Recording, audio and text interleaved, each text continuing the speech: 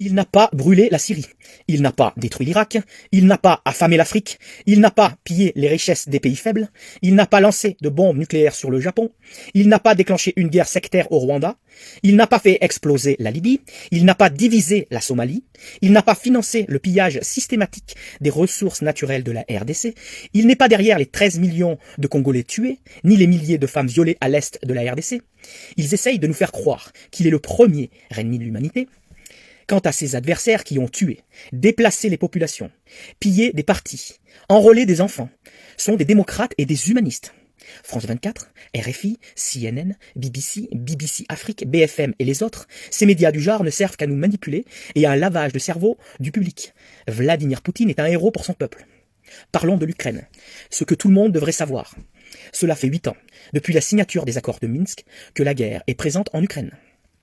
Cela fait 8 ans que les cadavres des indépendantistes du Donbass s'entassent. 14 000 morts à ce jour. Cela fait 8 ans que le pouvoir de Kiev tire et tue son peuple sous le regard du monde occidental qui s'en branle les manettes. Cela fait 8 ans que les Russes demandent le respect du traité de Minsk II qui devait garantir l'autonomie des républiques séparatistes du Donbass et du Lugansk. Cela fait encore 8 ans que l'Europe de l'OTAN, 21 États de l'Union européenne, ferme les yeux sur le massacre des russophones. Cela fait 2 ans, depuis le départ de Trump, que Joseph Robinette Biden casse les couilles à Poutine pour implanter des bases de l'OTAN en Ukraine à 750 km de Moscou.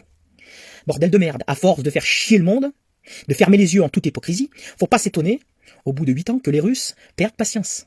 Pour le moment, il ne s'agit que d'une leçon militaire donnée par les Russes, qui ne tiennent pas à toucher la population ukrainienne, mais à juger le nazi Zelensky, maître d'œuvre de tout ce naufrage qui se cache derrière l'Europe, complice, et l'OTAN pour se faire la Russie de Poutine.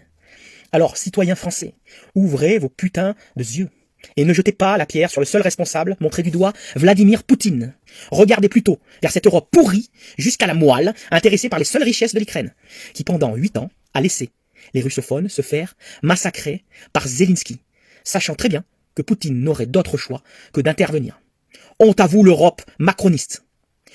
Honte à toi l'OTAN de Biden. Honte au nouvel ordre mondial et sa clique sataniste. Que la vérité triomphe.